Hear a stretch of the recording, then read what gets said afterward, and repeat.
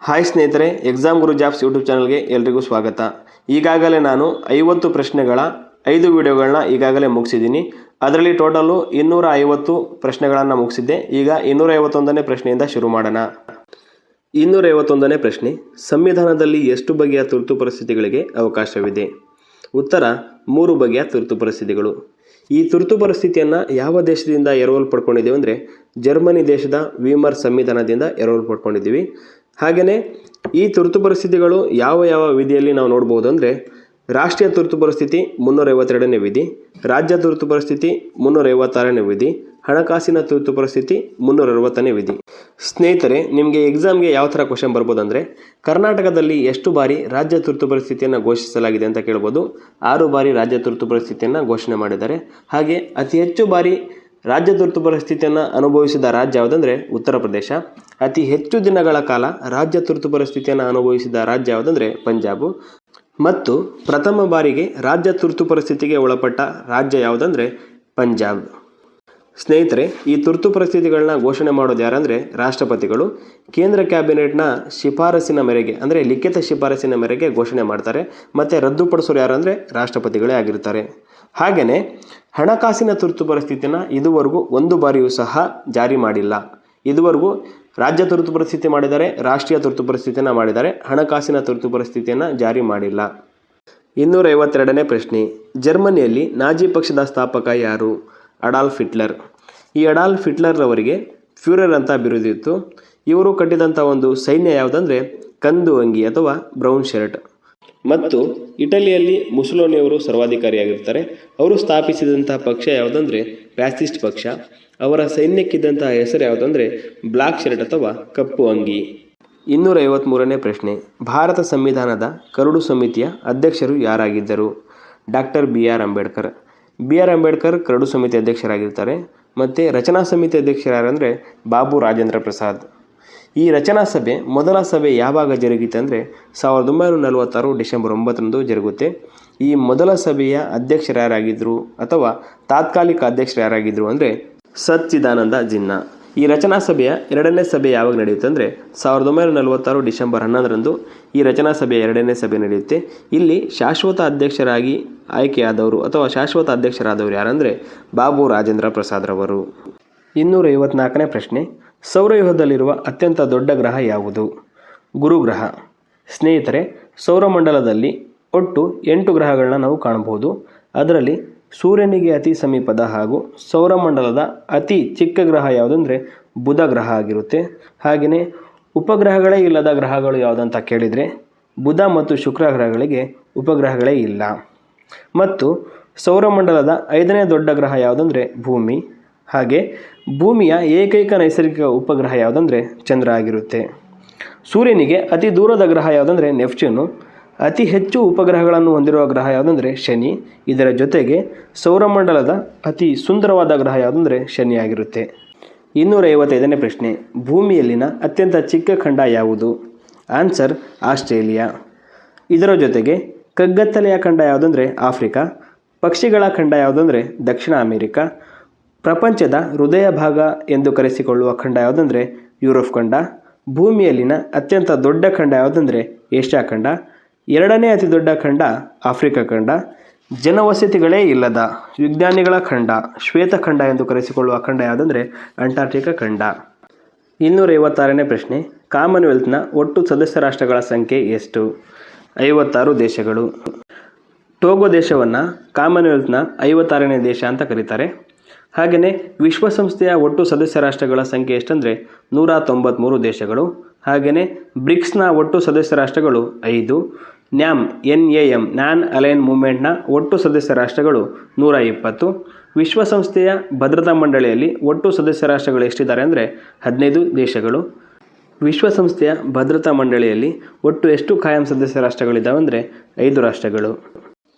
257ನೇ ಪ್ರಶ್ನೆ, ಹ್ಯಾಲಿ ಧೂಮಕೇತು ಎಷ್ಟು ವರ್ಷಗಳಿಗೊಮ್ಮೆ ಕಾಣಿಸಿಕೊಳ್ಳುತ್ತದೆ? ಉತ್ತರ 76 ವರ್ಷಗಳಿಗೊಮ್ಮೆ. ಈ ಹ್ಯಾಲಿ ಧೂಮಕೇತು ಮೊದಲು ಕಾಣಿಸಿಕೊಂಡಿದ್ದು ಯಾವಾಗಂದರೆ 1986ರಲ್ಲಿ ಕಾಣಿಸಿಕೊಂಡಿತ್ತು. ಮತ್ತೆ 76 ವರ್ಷಗಳಾದ ಮೇಲೆ ಕಾಣಿಸುತ್ತೆ. ಅದು ಯಾವಾಗ ಅಂದರೆ 2062ರಲ್ಲಿ ಮತ್ತೆ ಕಾಣಿಸ್ಕೊಳ್ಳುತ್ತೆ. ಈ ಧೂಮಕೇತುಗಳು ಚಲಿಸುವ ಪಥ ಯಾವುದಂದರೆ ಅಂಡಾಕೃತಿಯ ಪಥದಲ್ಲಿ ಈ ಧೂಮಕೇತುಗಳು ಚಲಿಸುತ್ತವೆ. ಈ ಧೂಮಕೇತುಗಳು ಯಾವುದರಿಂದ ಮಾಡಲ್ಪಟ್ಟಿರುತ್ತದೆ ಅಂದರೆ ಧೂಳು ಮತ್ತು ಹಿಮದ ಕಣಗಳಿಂದ ಮಾಡಲ್ಪಟ್ಟಿರುತ್ತವೆ. 258ನೇ ಪ್ರಶ್ನೆ, ಮೃತ್ಯು ಕಣಿವೆ ಎಲ್ಲಿ ಕಾಣಿಸಿಕೊಳ್ಳುತ್ತದೆ? ಉತ್ತರ ಅಮೆರಿಕ. ಈ ಉತ್ತರ ಅಮೆರಿಕವು ಗಾತ್ರದಲ್ಲಿ 3ನೇ ದೊಡ್ಡ ಖಂಡ ಹಾಗೂ ಜನಸಂಖ್ಯೆಯಲ್ಲಿ 4ನೇ ದೊಡ್ಡ ಖಂಡವಾಗಿದೆ. 259ನೇ ಪ್ರಶ್ನೆ, ಸೂರ್ಯನ ಬೆಳಕು ಭೂಮಿಯನ್ನು ತಲುಪಲು ತೆಗೆದುಕೊಳ್ಳುವ ಅವಧಿ ಎಷ್ಟು? 8 ನಿಮಿಷ 3 ಸೆಕೆಂಡುಗಳು. ಸೂರ್ಯನಲ್ಲಿ ಬೆಳಕು ಮತ್ತು ಶಾಖ ಯಾವ ವಿಧಾನದ ಮೂಲಕ ಉತ್ಪತ್ತಿಯಾಗುತ್ತದೆ ಅಂದರೆ ಬೈಜಿಕ ಸಮ್ಮಿಲನ.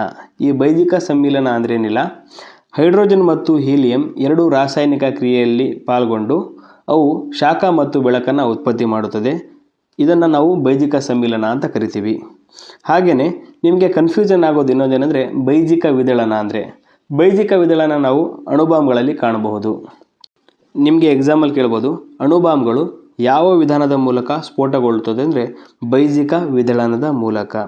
ಹಾಗೆಯೇ ಭೂ ವಾತಾವರಣ ಬಿಸಿಯಾಗಲು ಕಾರಣ ಏನಂದರೆ ಭೂಮಿಯ ವಿಕಿರಣದಿಂದ. 260ನೇ ಪ್ರಶ್ನೆ, ಪೂರ್ಣ ಕುಂಭಮೇಳವನ್ನು ಎಷ್ಟು ವರ್ಷಗಳಿಗೊಮ್ಮೆ ಆಚರಿಸಲಾಗುತ್ತದೆ? 12 ವರ್ಷಗಳು. ಇದರಲ್ಲಿ ಮಹಾಕುಂಭಮೇಳಗಳು ಎಷ್ಟು ವರ್ಷಕ್ಕೆ ಆಚರಣೆ ಮಾಡ್ತೀವಿ ಅಂದರೆ 144 ವರ್ಷಗಳಿಗೊಮ್ಮೆ ಆಚರಣೆ ಮಾಡ್ತೀವಿ.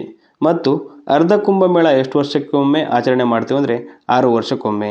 ಈ ಮಹಾಕುಂಭಮೇಳಗಳು ಭಾರತದಲ್ಲಿ ಎಲ್ಲೆಲ್ಲಿ ನಡೆಯುತ್ತವೆ ಅಂದರೆ ಮಧ್ಯಪ್ರದೇಶದ ಉಜ್ಜಯಿನಿ, ಉತ್ತರ ಪ್ರದೇಶದ ಅಲಹಾಬಾದ್, ಮಹಾರಾಷ್ಟ್ರದ ನಾಸಿಕ್, ಉತ್ತರಾಖಂಡದ ಹರಿದ್ವಾರದಲ್ಲಿ ನಡೆಯುತ್ತದೆ. 261ನೇ ಪ್ರಶ್ನೆ, ಯಾಕೂತ್ ಜನರ ಮೂಲ ವಾಸಸ್ಥಳ ಯಾವುದು? ಇರಾನ್. ಈ ಇರಾನ್ ದೇಶದ ರಾಜಧಾನಿ ಯಾವುದಂದರೆ ಟೆಹರಾನು. ಇರಾಕ್ನ ರಾಜಧಾನಿ ಬಾಗ್ದಾದ್. ಈ ಇರಾನು ಇರಾಕ್ ಎರಡು ನಿಮಗೆ ಕನ್ಫ್ಯೂಸ್ ಆಗ್ಬೋದು. ಇರಾನ್ದು ಟೆಹರಾನು, ಇರಾಕ್ದು ಬಾಗ್ದಾದ್. ಹಾಗೆ ಇತರೆ ದೇಶಗಳನ್ನ ನೋಡೋದಾದರೆ ರಷ್ಯಾದ ರಾಜಧಾನಿ ಮಾಸ್ಕೋ, ಕೀನ್ಯಾದ್ದು ನೈರೋಬಿ, ಜಪಾನ್ ರಾಜಧಾನಿ ಟೋಕಿಯೋ, ಫ್ರಾನ್ಸ್ ರಾಜಧಾನಿ ಪ್ಯಾರಿಸ್. 262ನೇ ಪ್ರಶ್ನೆ, ಭೂಕಂಪ ಉಂಟಾಗುವ ಬಿಂದುವಿಗೆ ಏನೆಂದು ಕರೆಯುತ್ತಾರೆ? ಸಿಸ್ಮೋಫೋಕಸ್. ಈ ಭೂಕಂಪದ ಬಗ್ಗೆ ಹೆಚ್ಚಿನ ಮಾಹಿತಿ ನೋಡೋದಾದರೆ ಭೂಕಂಪದ ಅಧ್ಯಯನವನ್ನು ನಾವು ಸಿಸ್ಮೋಲಜಿ ಅಂತ ಕರಿತೀವಿ.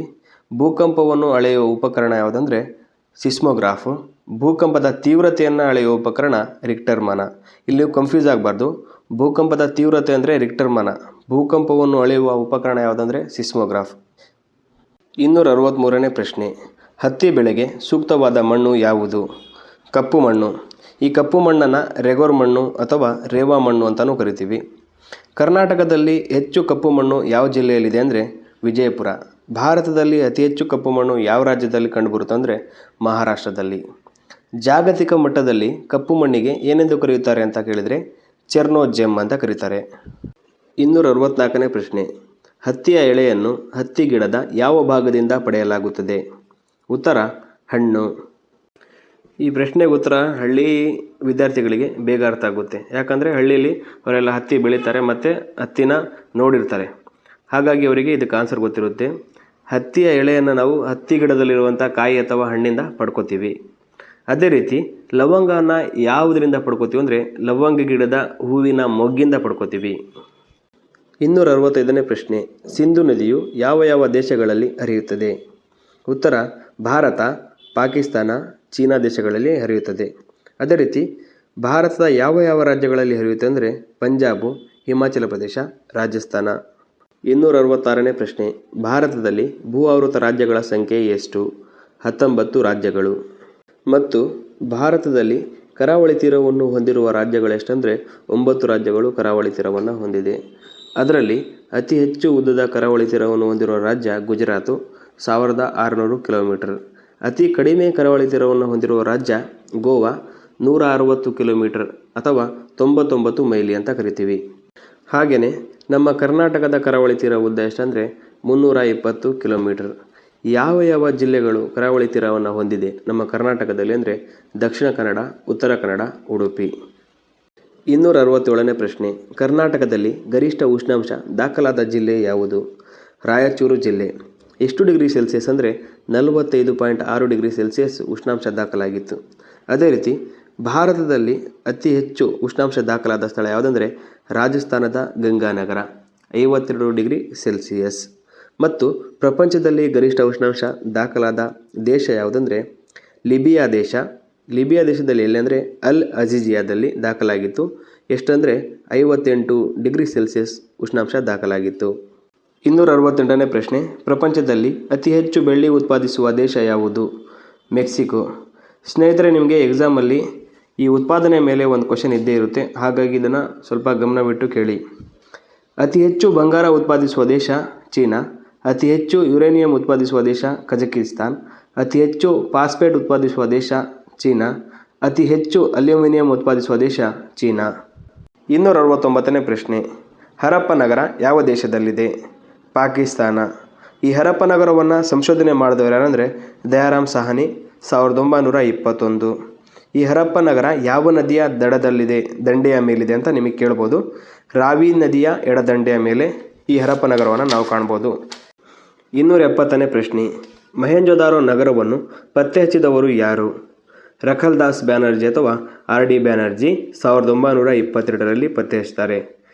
ಈ ಮೊಹೆಂಜೊದಾರೋ ನಗರವು ಯಾವ ದೇಶದಲ್ಲಿದೆ ಅಂದರೆ ಪಾಕಿಸ್ತಾನದ ಸಿಂಧ್ ಪ್ರಾಂತ್ಯದ ಲರ್ಕಾನಾ ಜಿಲ್ಲೆಯಲ್ಲಿ ಸಿಂಧೂ ನದಿಯ ಬಲದಂಡೆಯ ಮೇಲೆ ಈ ನಗರವನ್ನು ನಾವು ಕಾಣಬಹುದು.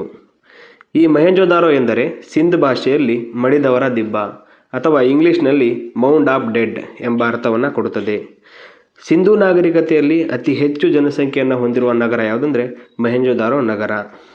ಮತ್ತು ಈ ನಗರ ಸಿಂಧೂ ನಾಗರಿಕತೆಯಲ್ಲಿ 7 ಬಾರಿ ಪ್ರವಾಹಕ್ಕೆ ಒಳಗಾಗಿರುವಂಥ ನಗರವಾಗಿದೆ. 271ನೇ ಪ್ರಶ್ನೆ, ಬುದ್ಧನನ್ನು ಏಷ್ಯಾದ ಬೆಳಕು ಎಂದು ಕರೆದವರು ಯಾರು? James Edwin Arnold. ಹಾಗೆಯೇ ಬುದ್ಧನ ನೆಚ್ಚಿನ ಶಿಷ್ಯ ಯಾರಂತ ನಿಮಗೆ ಎಕ್ಸಾಮ್ಗೆ ಕೇಳ್ಬೋದು. ಆನಂದ. ಬುದ್ಧನ ನೆಚ್ಚಿನ ಶಿಷ್ಯ ಆನಂದ. ಬುದ್ಧನ ನೆಚ್ಚಿನ ಶಿಷ್ಯೆ ಯಾರು ಅಂದರೆ ಕಿಸಾ ಗೌತಮಿ. ಬುದ್ಧನ ಧ್ಯಾನಾಸಕ್ತಿಗೆ ಭಂಗ ಮಾಡಿದವನು ಯಾರಂದರೆ ಮಾರ. ಬುದ್ಧನಿಗೆ ಭಿಕ್ಷಾನ್ನ ನೀಡಿದವಳು ಯಾರು? ಸುಜಾತ. ಬುದ್ಧನ ಕ್ಷೌರಿಕ ಯಾರು ಅಂದರೆ ಉಪಾಲಿ. ಬುದ್ಧನಿಂದ ಪರಿವರ್ತನೆಗೆ ಒಳಗೊಂಡಂತಹ ವ್ಯಕ್ತಿ ಯಾರು ಅಂದರೆ ಅಂಗುಲಿಮಾಲ. ಬುದ್ಧನಿಂದ ಪರಿವರ್ತನೆ ಹೊಂದಿದ ವೇಶ್ಯೆ ಯಾರು ಅಂತ ಕೇಳಿದ್ರೆ ಆಮ್ರಪಾಲಿಕ. 272ನೇ ಪ್ರಶ್ನೆ, ಯಾವ ರೀತಿಯ ಮಣ್ಣಿಗೆ ಅತ್ಯಂತ ಕಡಿಮೆ ಮಟ್ಟದ ಸಾಗುವಳಿ ಅಗತ್ಯವಾಗಿದೆ? ನೆರೆ ಮಣ್ಣು ಅಥವಾ ಮೆಕ್ಕಲು ಮಣ್ಣು. ಈ ಮಣ್ಣಿನ ಬಗ್ಗೆ ಅಧ್ಯಯನ ಮಾಡೋದಕ್ಕೆ ಫೆಡಾಲಜಿ ಅಂತ ಕರಿತೀವಿ.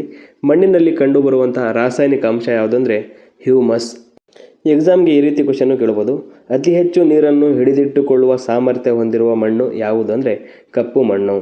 273ನೇ ಪ್ರಶ್ನೆ, ಋಗ್ವೇದವು ಎಷ್ಟು ಶ್ಲೋಕಗಳನ್ನು ಒಳಗೊಂಡಿದೆ? 1028 ಶ್ಲೋಕಗಳನ್ನು ಒಳಗೊಂಡಿದೆ.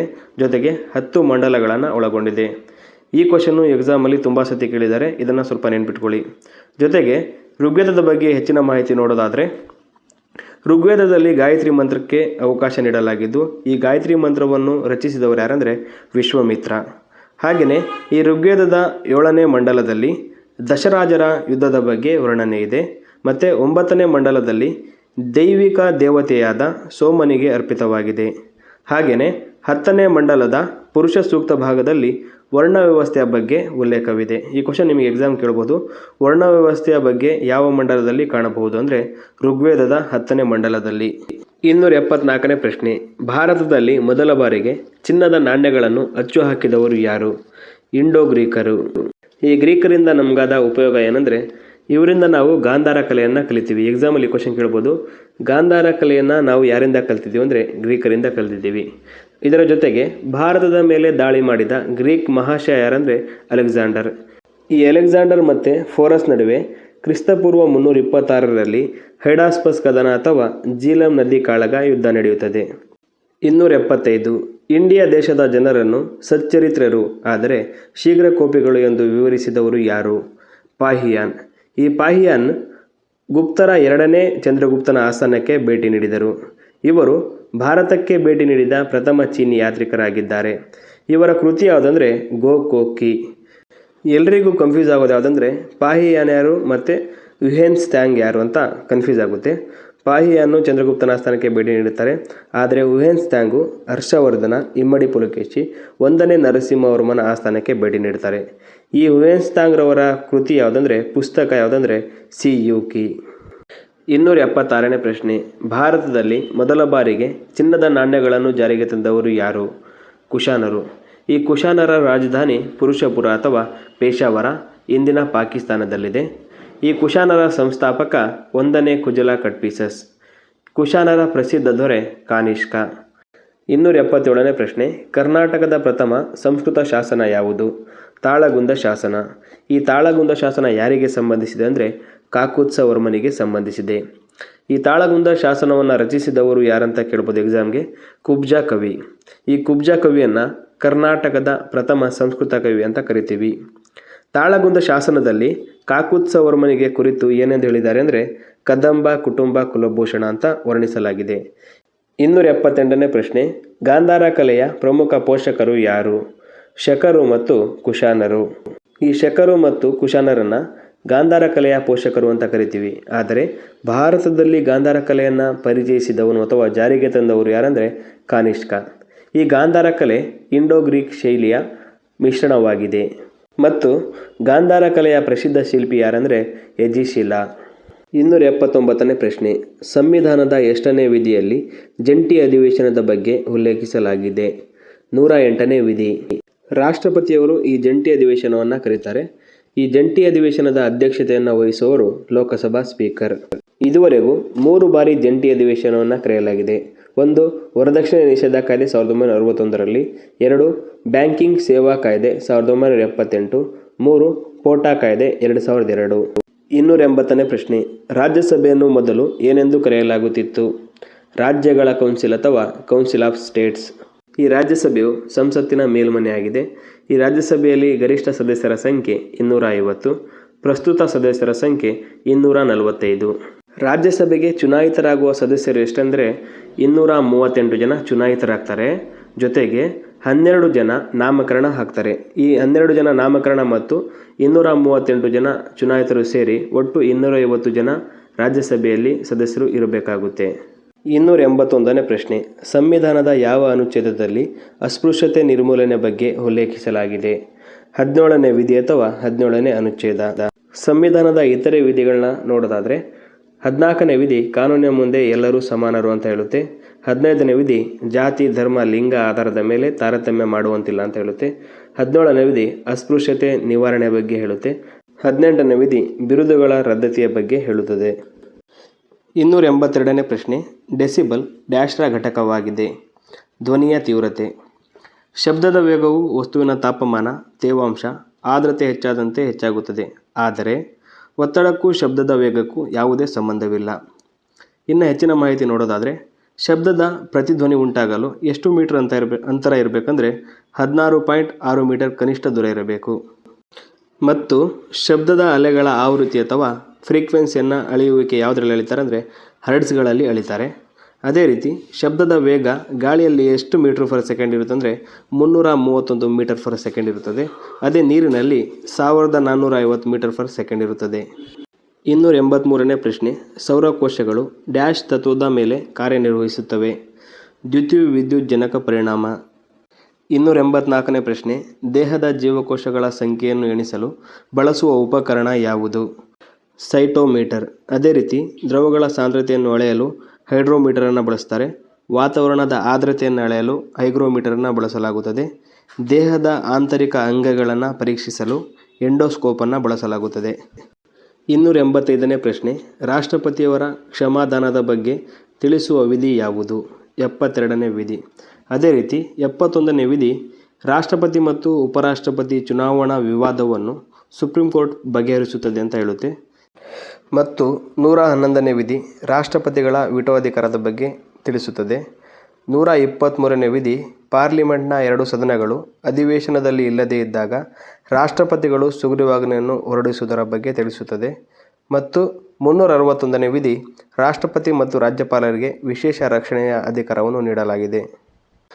286ನೇ ಪ್ರಶ್ನೆ, ಬೇಲೂರು ಹಳೆಬೀಡಿನಲ್ಲಿರುವ ದೇವಾಲಯಗಳು ಯಾವ ರಾಜವಂಶಕ್ಕೆ ಸೇರಿವೆ?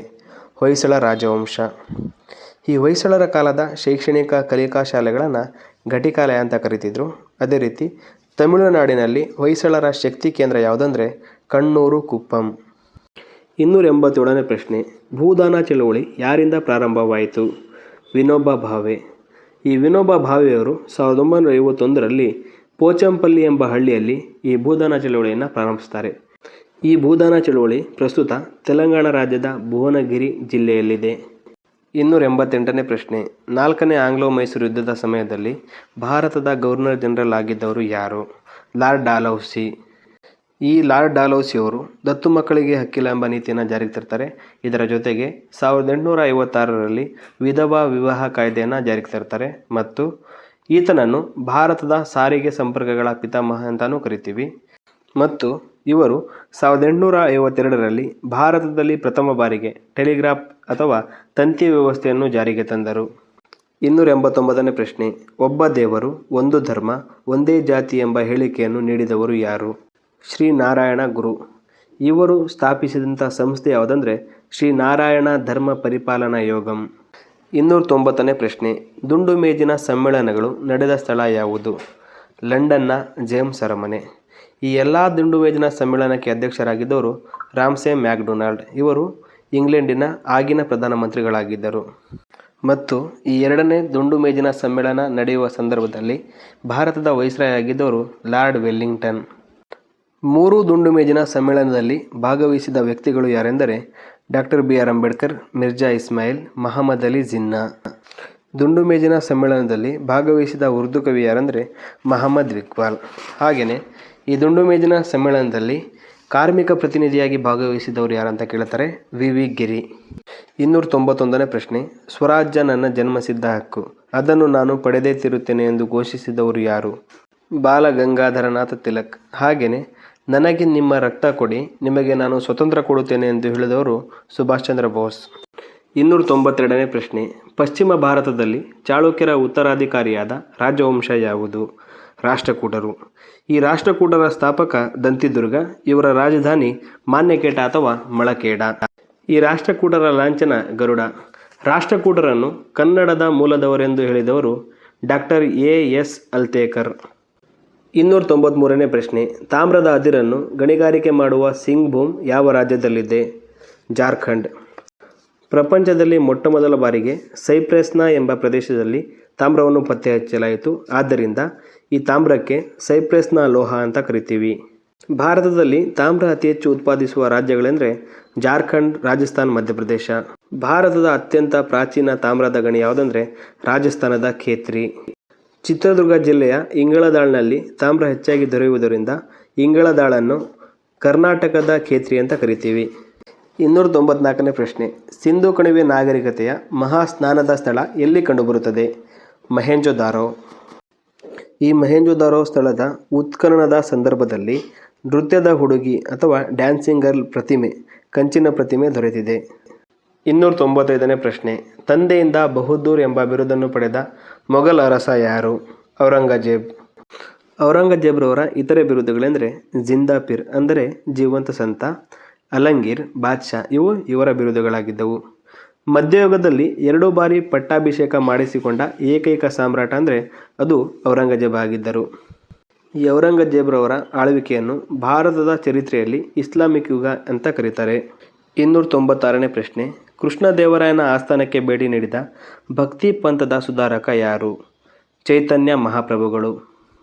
ಇವರು ಬಂಗಾಳಿ ಭಾಷೆಯಲ್ಲಿ ತತ್ವಬೋಧನೆ ಮಾಡಿದ ಮೊದಲ ಭಕ್ತಿ ಪಂಥದ ಸುಧಾರಕರಾಗಿದ್ದಾರೆ. 297ನೇ ಪ್ರಶ್ನೆ, ಆಸ್ಟಿಯಾಲಜಿ ಎಂದರೆ ಯಾವುದರ ಅಧ್ಯಯನವಾಗಿದೆ? ಮೂಳೆಗಳ ಅಧ್ಯಯನ. ಅದೇ ರೀತಿ ಡರ್ಮಟೋಲಜಿ ಎಂದರೆ ಚರ್ಮಕ್ಕೆ ಸಂಬಂಧಿಸಿದ ಅಧ್ಯಯನ. ಅನಾಟಮಿ ಎಂದರೆ ಪ್ರಾಣಿಗಳ ದೇಹ ರಚನೆಯ ಅಧ್ಯಯನ. ಆಸ್ಟ್ರೋನಮಿ ಎಂದರೆ ಆಕಾಶಕಾಯಗಳ ಅಧ್ಯಯನ. ಅಕೌಸ್ಟಿಕ್ ಎಂದರೆ ಶಬ್ದದ ಬಗ್ಗೆ ಅಧ್ಯಯನ. ಎಂಟಮೋಲಜಿ ಎಂದರೆ ಕೀಟಗಳ ಅಧ್ಯಯನ. ಓರ್ನಿಥೋಲಜಿ ಎಂದರೆ ಪಕ್ಷಿಗಳ ಬಗ್ಗೆ ಅಧ್ಯಯನ. ಪ್ಯಾಥೋಲಜಿ ಎಂದರೆ ರೋಗಗಳ ಅಧ್ಯಯನ. ಜೆರೆಂಟೋಲಜಿ ಅಂದರೆ ವಯಸ್ಸಿನ ಅಧ್ಯಯನ. ಹೆಮಟಾಲಜಿ ಎಂದರೆ ರಕ್ತದ ಅಧ್ಯಯನ. ಅಂಕಾಲಜಿ ಎಂದರೆ ಕ್ಯಾನ್ಸರ್ಗೆ ಸಂಬಂಧಿಸಿದ ಅಧ್ಯಯನ. ಪೈಕಾಲಜಿ ಎಂದರೆ ಶೈವಲಗಳ ಅಧ್ಯಯನ.